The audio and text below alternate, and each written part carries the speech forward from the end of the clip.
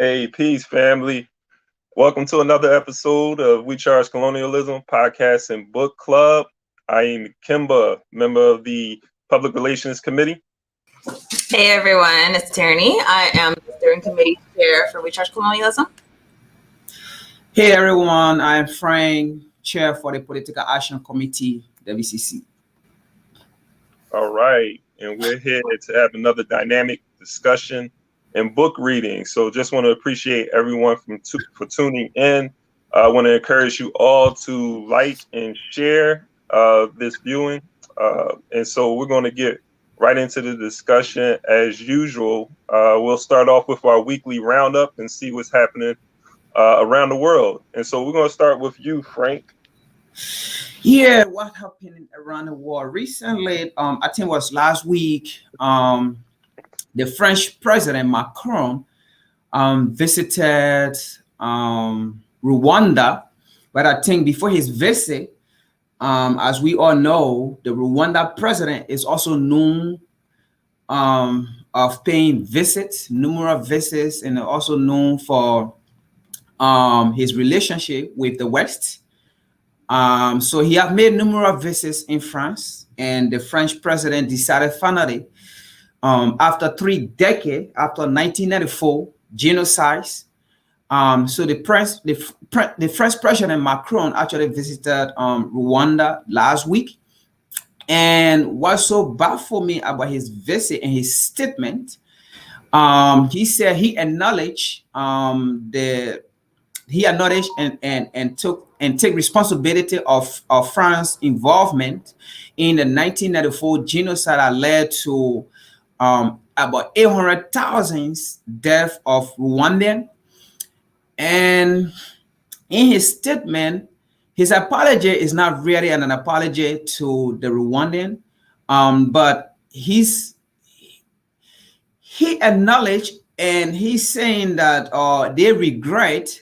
And what really baffled me in his statement is that he said they recognize the error they made in supporting a genocide regime.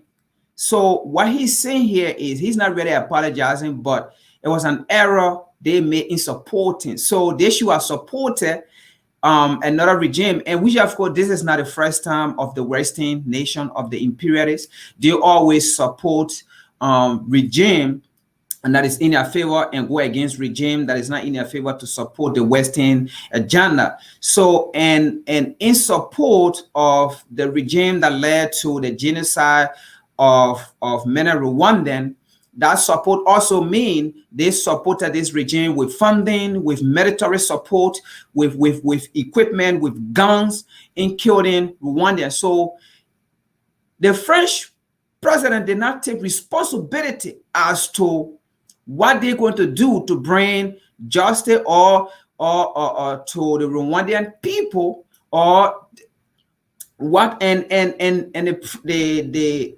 Rwandan president Paul Kagame, I think this was a good standing that he needed to take to bring France to justice, because France have acknowledged and France have taken responsibility that yes, we did this, we supported a regime that led to the genocide of this number of Rwandans. So this is a time now that the Rwanda president Paul Kagame need to hold France responsible and take France to the Hague and take France to the ICC and take France to UN. Because how long are we going to sit and look at these people coming into Africa or coming into Black nation and influencing the politics and supporting regime and going against their own people, and then later on after decades and then come out to say, yeah, we supported this, we take responsibility, but they don't owe, to they don't charge them for the crime they commit or they committed into those regions. The fact that he said it was an error. What do you mean it was an error in supporting a regime that led to that number of death or destruction of the country just in 100 days?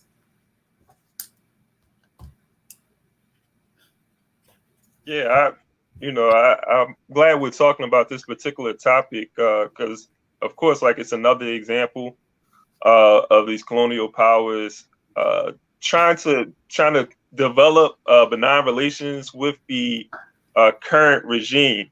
So, current administration.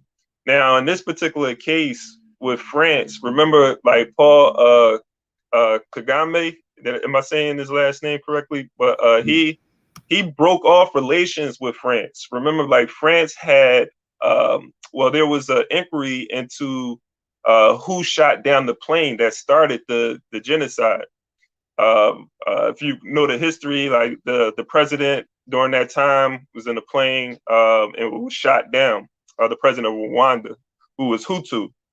And so that ignited the genocide that took place afterwards. And so there was this investigation, and it came out. The French had said that Paul Kagame had something to do with the shooting down of that plane. And so they broke off relations. So I'm looking at this as just a way to get back into favor with Rwanda so they can begin to exploit, do what they do best, go into this country and exploit the people of their resources. And before Tana can come in, there was one statement he made. He said France is coming back to reset, the relationship. And he said France have a major political role to play in Rwanda. So what that means, over the next years or few years or months to come, the French going to have an established military base in Rwanda. But he's saying France have a military and let's say a political role to play, in that part of Africa. So again, we're going to see a military base of France being, will be established soon in that part of Africa, and that is what about to happen right now. Yeah, my thoughts are, I hope African people, we're ready, because we can see how the imperialist has learned how to maneuver with us. What I mean by that is, the thing that we should keep in mind is with the civil rights movement and the Black Power movement at that time, and the decolonization movement throughout all of Africa, at that time, this was something new. They didn't know what to do with Africans when we started demanding that you give us our land back, you give us power, you give us rights. But they've learned since then. And one thing that I think that they've learned is that you don't necessarily have to give people power.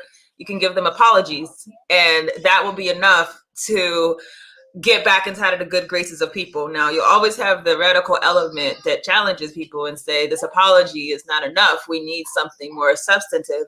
But overwhelmingly, I mean, I read the statement of Paul Kagame. I mean, he said that this statement put out by Emmanuel Macron was something that was very helpful, helpful in moving forward. So they've learned what will make us quiet. And so it's really up to us, not to the politicians, not to Kagame. It's up to us, people and organizations, to ensure that our standards are not so low that the people who continue to oppress you, the people who have oppressed you, they don't just have to come up and say, oh, I'm sorry, my bad. Or, maybe with Namibia, here's $1.3 billion over 30 years. And, I know that's something we'll talk about later, but, then we're good. And so it's really for us, people who want power, just know what you want. If you want power, then apologies mean nothing. Yeah, and just to add to that, it's the same thing, similar thing that happened in Liberia with the 14-year civil war that was in Liberia. And there's a guy named Alan Wright, and I'm really on his case. I've been doing some research. Even yesterday, I was doing the research because he had on his LinkedIn, that's the only area you find information about him when it comes to the United States. But on his LinkedIn, he says that he has worked within the United States government for over 30 years.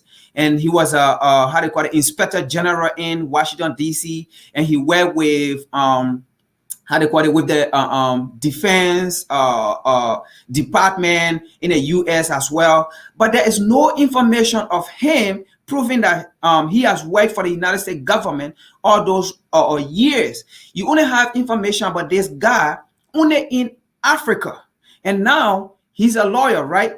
I have also gone to research on him which law school he went to, and I have found nothing. But there are other Allen Wright with middle name who have gone to numerous law school that I have researched, or who are also practicing.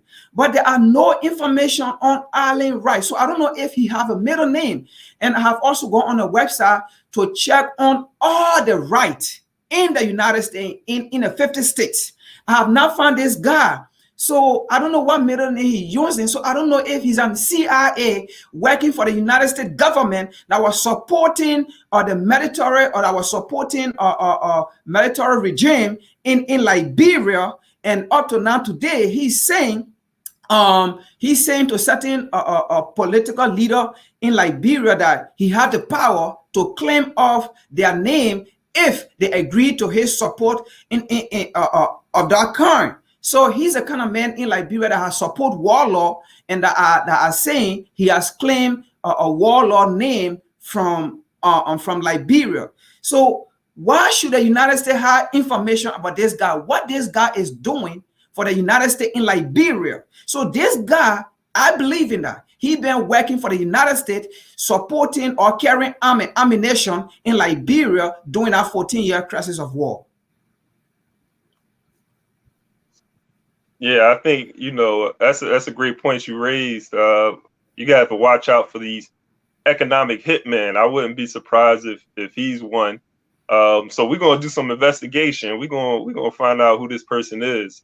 But I think, let's continue to keep an eye out on France and Rwanda, and look at how that's going to, that relation is going to develop. Because France, once again, these colonizers are right now, they're competing with each other as usual, and they're competing with other foreign powers such as China, and they're trying to make sure that they have a foothold in all of these locations in Africa. So this is neocolonialism at its best. I hope the president doesn't fall into the continuing trap of letting these colonizers into Africa and having them, exploit the people or their resources. So, just a little caveat: make sure it's clear that this is all Kagame has ever done. So I don't expect any better from him. Man.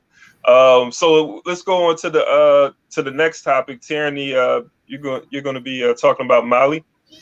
Yeah, so if anyone has not heard, and I'm sorry for the background noise, but yeah, so in Mali, I believe last year there was a coup where the current president, or the previous president, was taken out by a military junta who overtook the country. Just some more background though, Mali is a country that the Africans are, I would say, very aware of the colonial French presence. And I just noticed a lot more in the Francophone speaking countries, there's a lot more of realization that these people are not our friends. They're here strictly for colonialism. And I think that's a result of France taking more, taking more bold policies as far as ensuring that their colonial governance is kept intact. I need 1 second.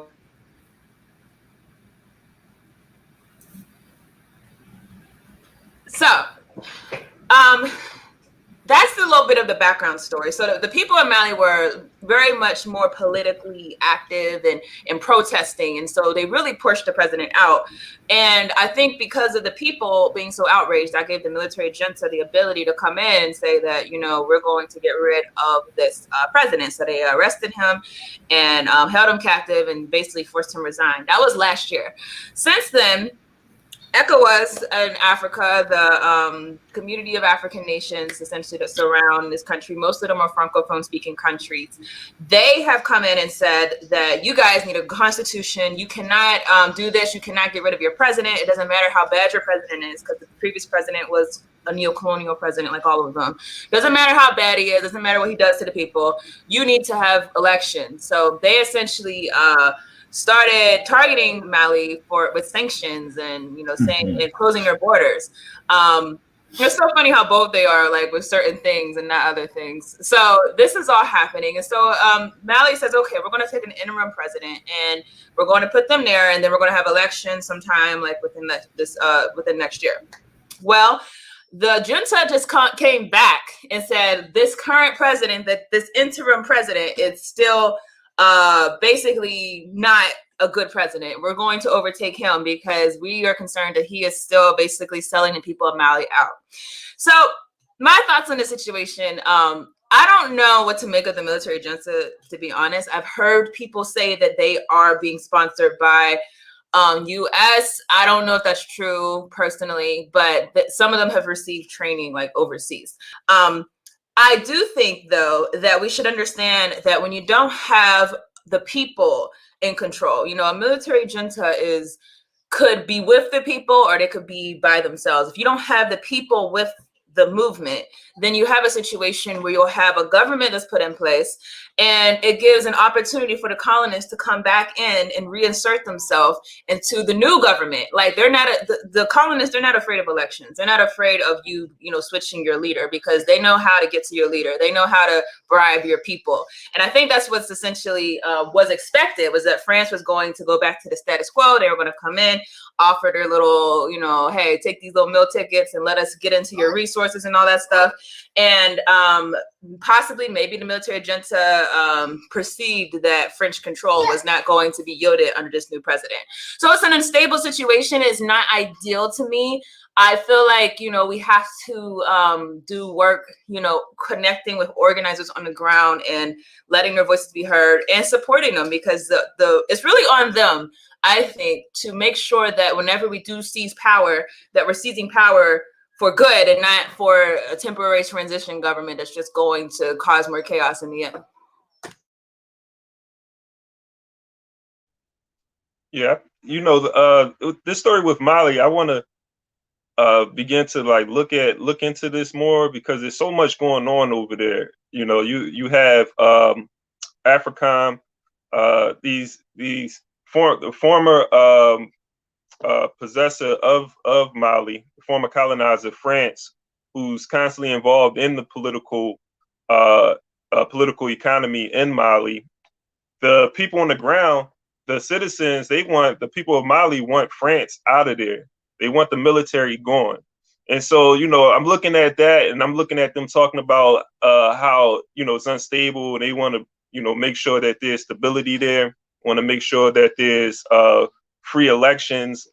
Like, I'm looking at this and saying that, at the end, the stability that they want, why are they so focused on this? Because they want business as usual.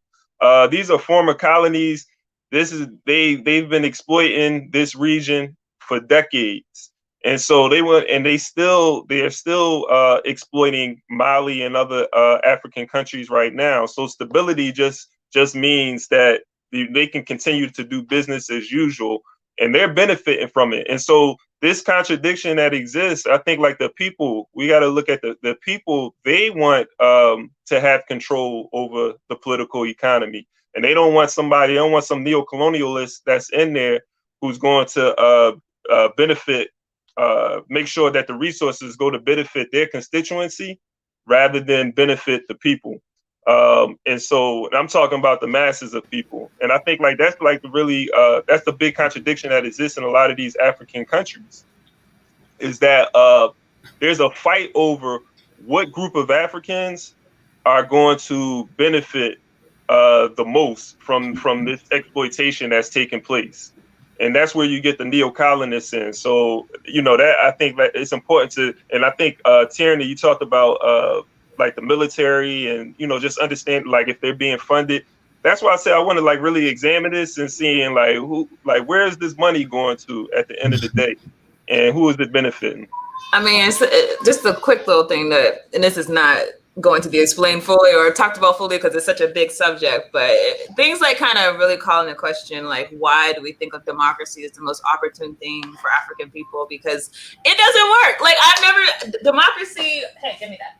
for Africans is not something that has brought about liberation. So we have to understand this is something that was put into place by the Western governments because it can be co-opted. And I'll just throw this in there if anyone hasn't seen it yet. You should look at the debacle that happened at the Pan-African Parliament this past week. I mean, it's just horrible to see like us trying to adopt like what happened at the United Nations for the African Union, and it's just bad. I mean, if you look it up, Pan-African Parliament, I think it was like just a fight or at the Pan-African Parliament, and we've seen this in parliaments all over Africa. So that's just one other thing we're throwing.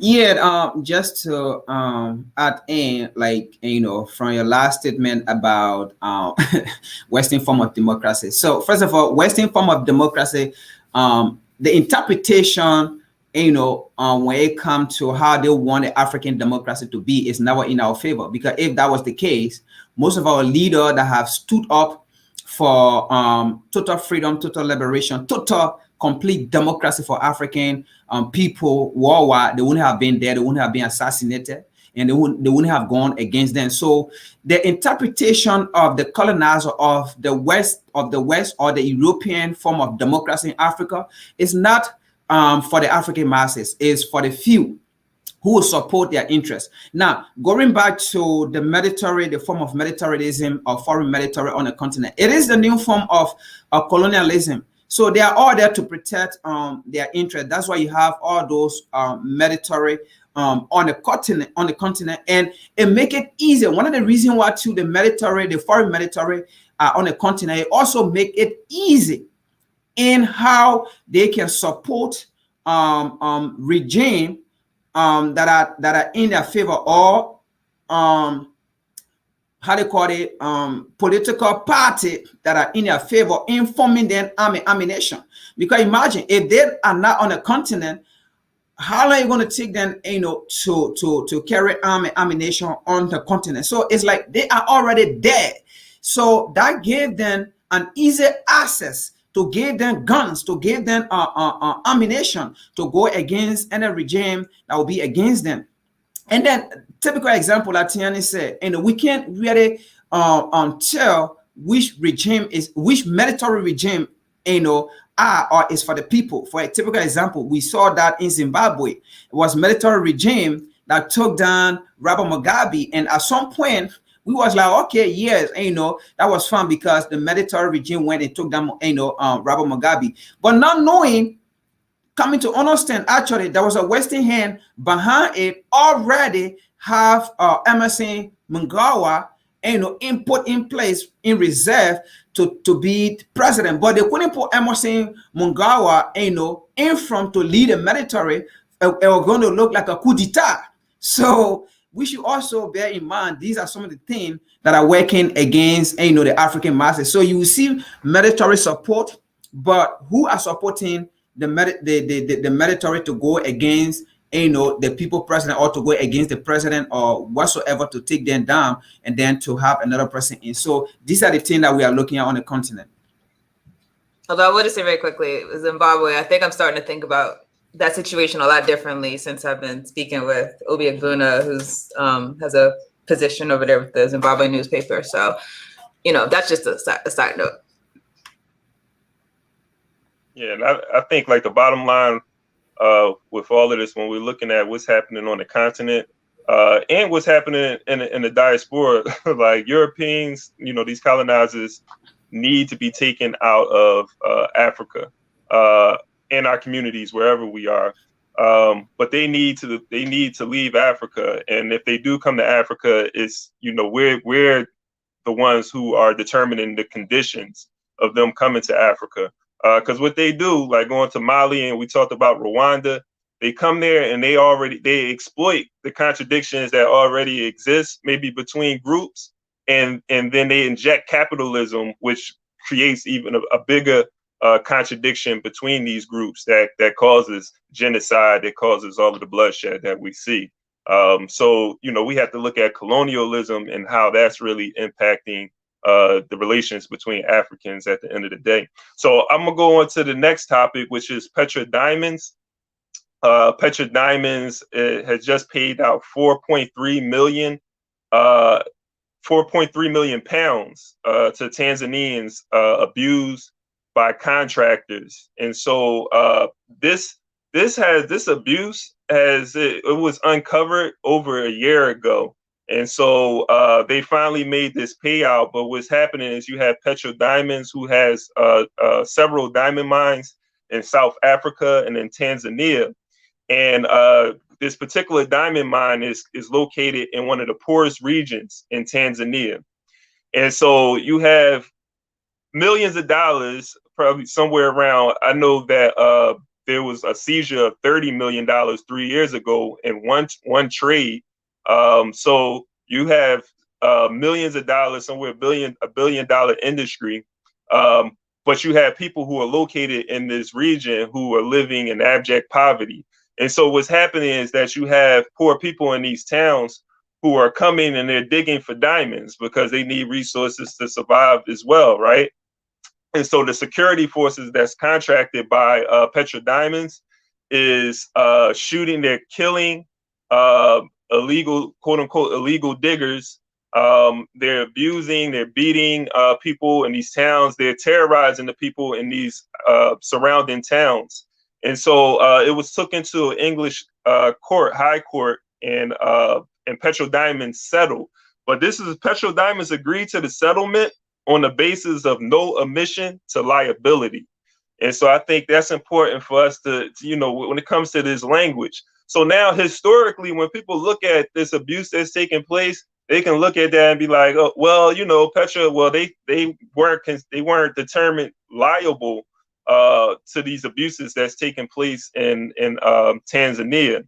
And so, I just want us to really look at that. Once again, this is another microcosm of what's happening all over Africa, where you have these companies coming in there and are exploiting Africans, and they're not just these abuses that's taking place, they're also exploiting the laborers. Because in South Africa, there was recently the same Petra diamond mines workers were striking, and it was, these strikes are considered illegal. The workers can't even strike against these companies, and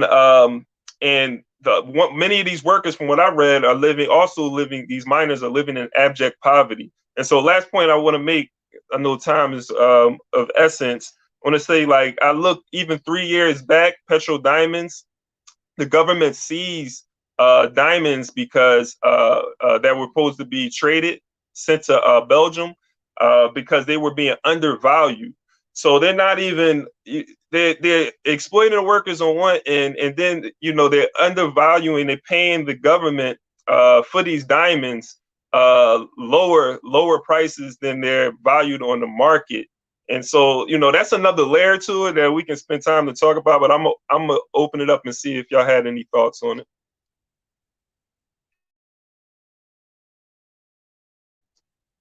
Really quick, while Tyranny, until she comes back, I want to say, the Petra Diamonds is located in they're headquartered in New Jersey, and they're traded on the London Stock Exchange. And so I bring that up for us to even look at the international aspect of this trade of diamond. I mean, we know it's international, but just looking at this company, they're headquartered in New Jersey, traded on the London Exchange, doing operations in Africa. And so that's why, as African people, we have to look at this as an international struggle at the end of the day. The founder of this company, I was doing some research on him. He went to school. I couldn't find out where he was born, but he went to school in the university. I wrote it down, but it's in South Africa. So he may be South African, at the end of the day. And he lives in Great Britain. Britain, nothing great about them. So once again, just looking at this international connection, and we have to, but I'm gonna open up because there's so much to say. I mean, this is a perfect example of neocolonialism. And the question all of us should be asking is, how can we really be decolonized? Can we really be free? Can we really be a people who are not slaves when someone else controls your mineral resources? The diamond trade is something that always pisses me off, specifically because from what I've read, you know, there's actually like a lot more diamonds in the world than, like, diamonds are not rare, but the reason why they're expensive is because the Europeans control basically all the diamond mines, and they require only a certain amount are allowed to be mined per year. So literally you have them making it rare because they control the entire industry.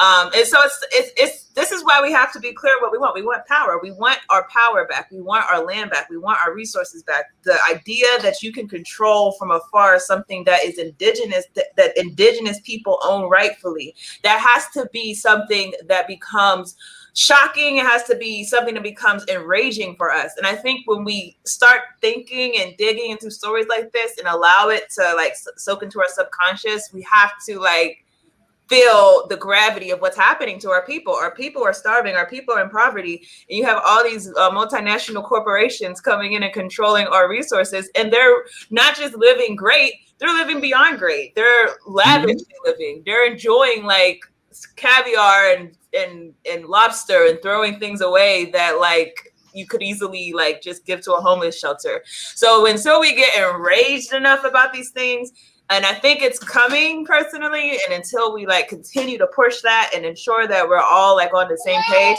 then you know things like this are going to continue to happen. Yeah, just to add to that, you know, we are actually going over limit. Like we all said, you know, we can't even take this kind of mandate or action to political leaders or to, you know, president or whosoever. It take the masses. We have to go to these mines and and stop these people. We have to take matter into our own hands and go to these mines and go to these facilities, you know, and put matter into our own hands and let these people out.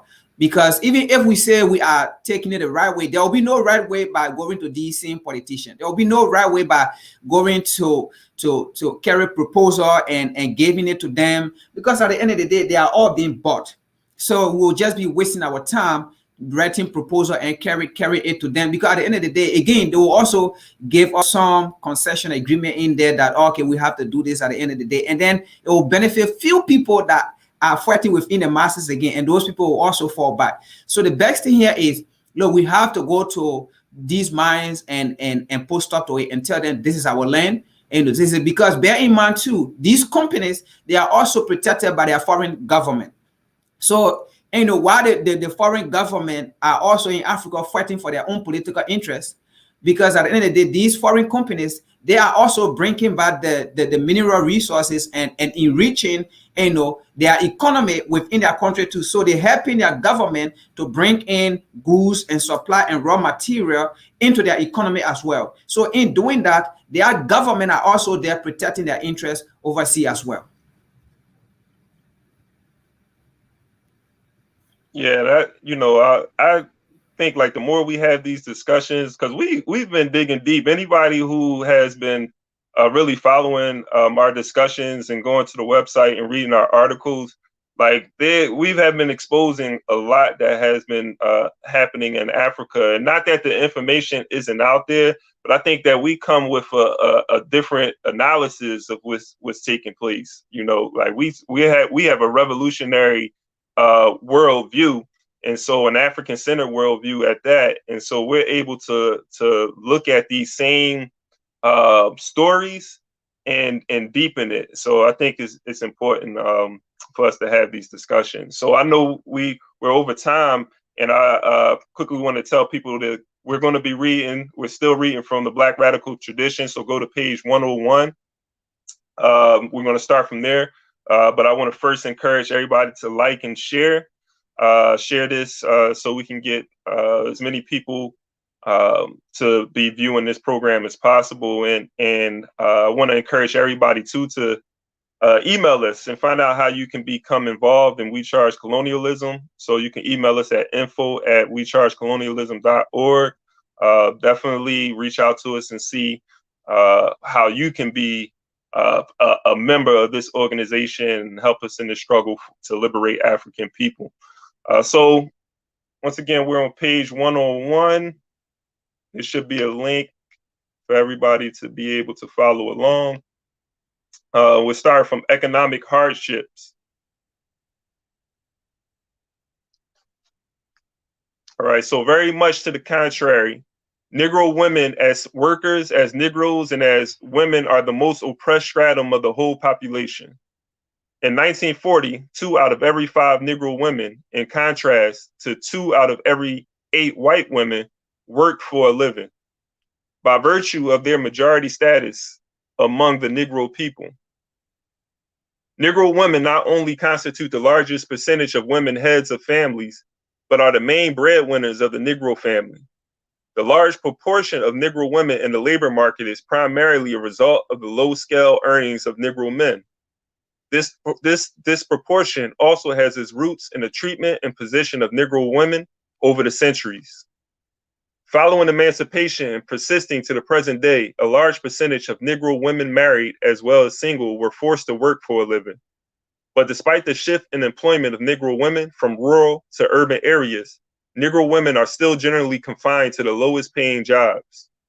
The Women's Bureau, U.S. Department of Labor Handbook of Facts for Women Workers, 1948, Bulletin 225, shows white women workers as having median earnings more than twice as high as those of non-white women and non-white women workers, mainly Negro women, as earning less than $500 a year. In the rural South, the earnings of women are even less. In 3 large northern industrial communities, the median income of white families, 1,720, is almost 60% higher than that of Negro families, 1,095. The super exploitation of the Negro woman worker is thus revealed not only in that she receives as women less than equal pay for equal work with men, but in that the majority of Negro women get less than half the pay of white women. Little wonder then that in Negro communities, the conditions of ghetto living, low salaries, high rents, high prices, etc., virtually become an iron curtain hemming in the lives of Negro children and undermining their health and spirit. Little wonder that the maternal death rate for Negro women is triple that of white women. Little wonder that out of every 10 Negro children born in the United States does not grow to manhood or womanhood. The low scale of earnings of the Negro woman is directly related to her almost complete exclusion from virtually all fields of work except the most menial and underpaid, namely domestic service. Revealing are the following data given in the report of 1945. Negro women war workers, Women's Bureau, U.S. Department of Labor Bulletin 205. Of a total of 7.5 million Negro women, over 1 million are in domestic and personal service. The overwhelming bulk, about 918,000, of these women workers are employed in private families, and some 98,000 are employed as cooks, waitresses, and in like service in other than private homes. The remaining 60,000 workers in service trades are in miscellaneous personal service occupations. Beauticians, boarding houses and lodging housekeepers, chairwomen, janitors, practical nurses, housekeepers, hot hostesses, and elevator operators. The next largest number of Negro women workers are engaged in agricultural work. In 1940, about 245,000 were agricultural workers. Of them, some 128,000 were unpaid family workers. Y'all want to stop there and discuss anything? Yeah, it reminded me of, these statistics remind me of, I don't know if any of you read the Moynihan report, but essentially, Daniel Patrick Moynihan, he released a report of what he thought was wrong with the Negro family. This came out, I don't want to say 1965, but possibly around that time. I know definitely Kwame Ture was in SNCC at that time, and Dr. King read it, so I believe it's 1965. And it came out, and they were trying to figure out, after all the rebellions and everything, why are African people, or they call them Negroes, why are they so dysfunctional? And they reached a conclusion. They skipped over all these things that, this is Claudia Jones, everyone, if we didn't say that. They skipped over all these things that, like Claudia Jones said, and said that, it's because of Black men not being in the house, and, that's it. And the funny thing is, they don't look at why our families are struggling. It's Black men don't leave because they don't like their families. Like, economic catastrophe causes these types of situations of dysfunction. So it's funny how the oppressor will find ways to evade responsibility. And when you look at our economic situation, of African women specifically, we're talking about here, when you look at what's wrong with the African family, everyone's always looking, what's wrong with the Black community? What's wrong? When you put us inside these types of situations and you leave us in these ghettos and we don't have a lot of options, how do you think that the Black family is going to be strong? So it's just a reminder that we make sure that, yes, there's ways for us to work with each other and point the finger at each other when it's necessary. But more so, if we're doing so, let's do so with a conscious awareness of the oppressor is the one that put us in these circumstances to begin with. And they are the ones who shoulder the ultimate responsibility for the demise of our communities. Yeah, let me just add to that. There's a reading here from Fanon. Fanon said we should flatly refuse the situation to which the Western country wish to condemn us. So that's Dr. Fanon speaking right there. So we should also bear in mind the whole thing here about these Western nation or neo-colonialists as well, because the issue here is we should also be aware that they are fighting in every other way to dehumanize us. So while they are fighting to dehumanize us, while they are fighting to steal our resources, while they are fighting to get everything possibly that they can get out of us, or they can get, or that they can see themselves as the superior being as they think they are. So in every other way, they are fighting, whether in which way to dehumanize us as well. So that's just something I want to throw in there. So as we are coming out with these explanation, as we are reading, as we are digging, as we are learning to gain self-consciousness ourselves, we should be aware of these things. Yeah, I think we definitely, when we're looking for solutions, I think the report that Tyranny brought up is a good example of why we can't look at the colonizer to come up with the solutions to our problems. With Fred Hampton, I think he said, you come up with excuses. It was pertaining to something else, but you come up with excuses that don't excuse and explanations that don't explain.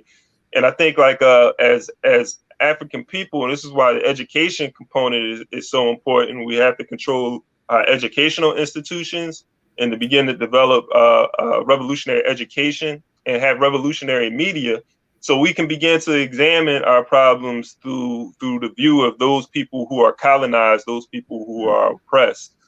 We understand that, we're born free, we're free people, we have rights, but the colonizer is violating that, our natural rights to freedom and expression and so forth. And so looking at it through that lens and understanding that we have to come up with solutions that won't be found in their institutes, their academic institutions and so forth. So I think that's important. In this particular piece too, if you look at when this was written and how, because we can learn history. This was written in 1949. So we can see through reading this, we can sort of get a historical analysis and understand the impact that this has even to today.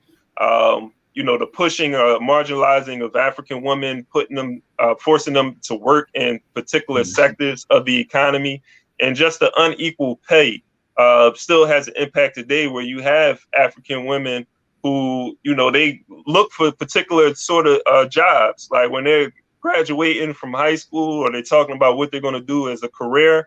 There's particular sectors of the economy that they gravitate to. I remember a professor of mine, he was talking to us, and he was talking to the African women in the class, and he was like, because so many of the students were nurses going to nursing. They were nursing. What am I trying to say? Students. They were pursuing a career in nursing. So he said that why don't you just become a doctor? He was like, you basically learning the same thing. The nurses are doing all the work, but the doctors is getting all of the money. So I just wanted to bring that up as an example. So we can go on. Let's see. Industrial We're on page 103 right now. Industrial and other workers numbered more than 96,000 of the Negro women reported. 36,000 of these women were in manufacturing, the chief groups being 11,300 in apparel and other fabricated textile products, 11,000 in tobacco manufacturers, and 5,600 in food and related products. Clerical and kindred workers in general numbered only 13,000. There were only 8,300 Negro women workers in civil service. The rest of the Negro women who worked for a living were distributed along the following lines. Teachers, 50,000. Nurses and student nurses, 6,700. Social and welfare workers, 1,700. Dentists, pharmacists, and veterinarians, 120. Physicians and surgeons, 129. Actresses, 200. Authors, editors, and reporters, 100. Lawyers and judges, 39. Librarians, 400. And other categories likewise illustrating the large-scale exclusion of Negro women from the professions. During the anti-Axis War, Negro women for the first time in history had an opportunity to utilize their skills and talents in occupations other than domestic and personal service. They became trailblazers in many fields. Since the end of the war, however, this has given way to growing unemployment, to the wholesale firing of Negro women, particularly in basic industry. I think this is an example too of just like the structure of the economy and how colonialism and racism it really shapes what we all can do as African people, and without the structure of oppression, without oppression and exploitation, African women can do the same thing as African men, or white men, or whatever men. If those limits are not placed on them. So, yeah. I was actually going to think maybe we should skip to the next section because I think it gives a good historical background as to why we're in this situation to begin with. Oh, historical aspects? Yeah. Okay.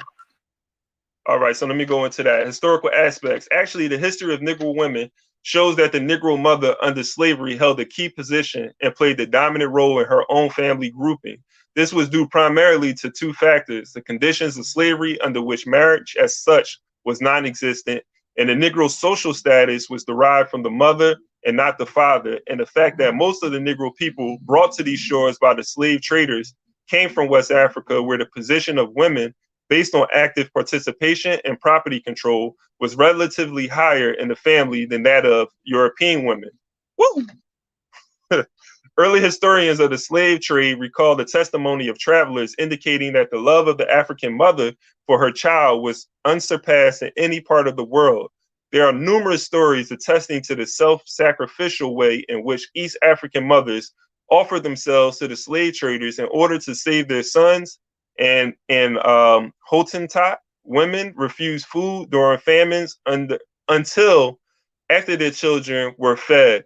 If I can make a quick point too, there's research that says that the vessels that slave vessels that were carrying Africans, the one that had a majority of women on it, there were more mutinies on those slave ships than there were where there was a majority of men. That's deep. Yeah, that's some interesting research. Yeah. So did anybody want to before I went on? I think you can go a little further. Okay. Going. Sorry. Okay. He can go. Yeah, go ahead. Okay. It is impossible within the confines of this article to relate the terrible sufferings and degradation undergone by Negro mothers, Arab Negro women generally under slavery. Subject to legalized rape by the slave owners, confined to slave pens, forced to march for 8 to 14 hours with loads on their backs and to perform backbreaking work even during pregnancy, Negro women bore a burning hatred for slavery and undertook a large share of the responsibility for defending and nurturing the Negro family. The Negro mother was mistress in the slave cabin, and despite the interference of master or overseer, her wishes in regard to mating and in family matters were paramount. During and after slavery, Negro women had to support themselves and the children, necessarily playing an important role in the economic and social life of her people. The Negro woman became schooled in self-reliance and courageous and selfless action. There is documentary material of great interest which shows that Negro family life and the social and political consciousness of Negro men and women underwent important changes after emancipation. One freeman observed during the Civil War that many men were exceedingly jealous of their newly acquired authority and family relations and insisted upon a recognition of their superiority over women. After the Civil War, the slave rolls were broken up and the tenant houses scattered all over the plantation in order that each family might carry on an independent existence. The new economic arrangement, the change in the mode of production, placed the Negro man in a position of authority in relation to his family. Purchase of homesteads also helped strengthen the authority of the male. This is some interesting stuff. Another thing that comes to mind too, like reading this, I'm thinking about African women and just their revolutionary character. Like Harriet Tubman, they're just like their will to just like fight this system. Harriet Tubman, she was called General Tubman by John Brown, who was of course like organizing the raid. He was trying to take down the South. And so Harriet Tubman will recruit Africans to join John Brown's militia to be able to do a military that he was building to do this. Frederick Douglass at the time, he was like against getting involved. It is like you see, like Harriet Tubman was ready to go. Frederick was like, "Nah, this is too radical." And another thing about Harriet is that a lot of people don't know she was very connected to her African cultural background. Like I believe her grandmother was Ashanti, and actually, if you go to Ghana, they have I think they have like a memorial to her because when they found out she was Ashanti, they wanted to commemorate her. And Ashanti women, you know, if any of you know about the history of Ashantiwa, I mean, you have women that are like, yo, if y'all don't fight, we gonna fight. So you're gonna let yourself get embarrassed, you know, let your woman go out before you. And sometimes that's enough, you know, to get, that's been enough to get the men to say, all right, we need to get it together. So I think, you know, we have to understand African women, we have a very important role to play inside of our liberation struggle. And I believe we honestly need each other. You know, there are certain things that we bring to the table. There's certain things that men bring to the table. And when you get Black men and Black women together, it's just always, to me, it's just something magical happens, you know, when we're on the same page and we're moving in the same direction. So.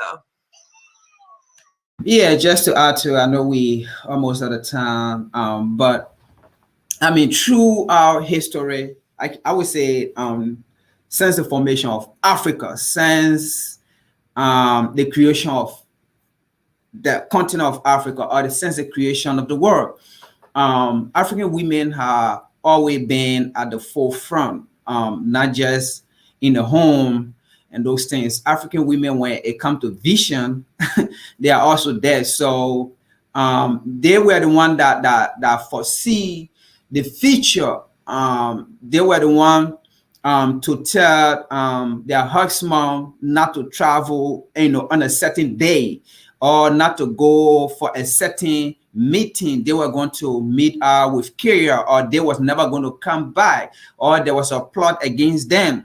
The African women were the people to see these things. They were God. So they went to bed and they wake up, and if they give you dreams, don't take that dreams, you know, to be just a dream. It will come to reality. So if they tell you, don't go here, if they tell the king, don't go here today, there's going to be that meeting going to be bad, or your trip going to be bad, and you force it, you go, you will come out with calamity, or you will come out with something bad news. So the African women have always been there in different scenario when it comes to protection, when it comes to fighting for Africa, for African men, for African children, when it comes to fighting for the community. We have seen that when it comes to warrior, our women a warrior. When they decide to do things, you can't stop them. For example, we have like the kingdom of Dahomey, when you have of those African warrior and things. So we can name them on and on and on and on and on. When it comes to our African women, they are people with perseverance. Yeah, and I think like also we have to. Well, I want to acknowledge those people too that are viewing and definitely contributing to this discussion in the chat. what's that, Uakata and Nkrumah Ture and others. I want to appreciate y'all and everybody that's viewing.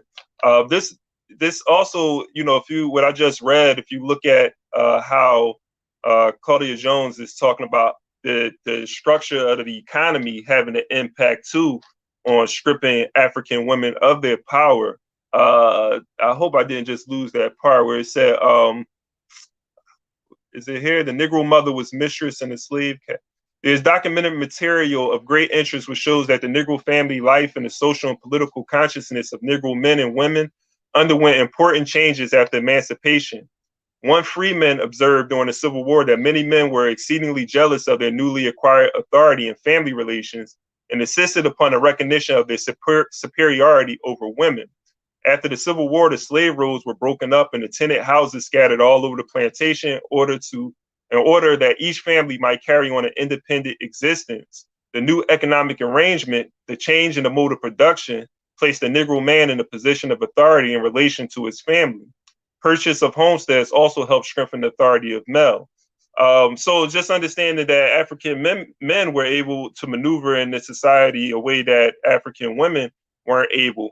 So despite like both African men and women being exploited, African men still had a privileged position within the society, relative to African women. Their ability to even vote, and we all know that was taken away, at some time, but still there were things that African men were able to do, even fighting these colonial wars, even though they shouldn't have done that. But there was still benefits to that, being able to carry weapons, guns, and so forth. These are things that African women weren't able to do. And so we have decades of this structure of this economy that's relegating African women to a position of inferiority relative to everybody. And so I think that's a great point that she's making in this article too. Yeah, and adding to that too, like Fenon said, we have to change the narrative of the imperialists when it comes to us. In the sense that we should also, we want for the general public to also be aware that this narrative as to we are fighting for women right in Africa, women position to have more leadership, of women in Africa. Those things then came about during colonial period. So that is why we cannot discuss anything about Africa without involving the demise or the problem that the imperialists have caused on our continent. So we have women, we were kings and they have all those roles. So in fact, it was the Western nation that they didn't have women into political power or into power into these places and things. But now they want to come out to say, it is on the continent, that women are not, being this, they are that. But I mean, from the founding of that continent, women have been a key role in having a key position or in Africa. So it just left for us to go and dig the story, and see how we can go. Then people come in, bringing the narrative to us. Yeah, and I love that you said that, Frank, because I want African people to have this attitude. I'm not going to talk to any imperialist about women's rights without talking about the land, without talking about the resources, because you can see where they use it as an agenda. Like, it's like a distraction. Like, and don't get me wrong, we have issues, that we have to work through, and we have to love our women. We have to make sure that violence isn't occurring. But, when I see things like, the British monarchy, so the Prince Harry and Meghan Markle, like going to South Africa and talking about women's rights. And it's like, you want to come here and talk about that? Let's talk about what you guys originally did to South Africa. Let's talk about that. Let's talk about the land. Let's talk about those issues. So I feel like we should have that attitude that you said.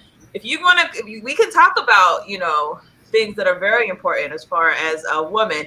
But we have to talk about this issue of the land and the resources. When are you going to hand over these things? I don't understand how you could say decolonization happened where the same people who own the resources before decolonization own it after. So that should be, number one. But that's my thing.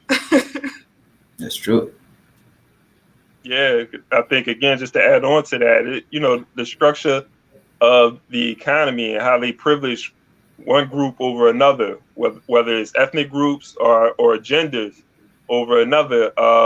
You know, the colonial capitalism does a great job of exploiting these differences among people. And so, you know, going back to what you're saying, give us our resources back and we'll be cool. Like all of these divisions and everything was created through European colonialism. So, I mean, I can go on and on about even just like indigenous Americans, how their communities were structured. But yeah, great discussion. We're going to pick up next week, though. We're going to pick up next week. This was a great hour. Want to thank everybody for tuning in. We'll be back next week at 10 a.m. to continue these discussions. So until next time, remember, you know, join We Charge Colonialism. Send us an email. Visit our website. Stay up to date. But until next time, peace.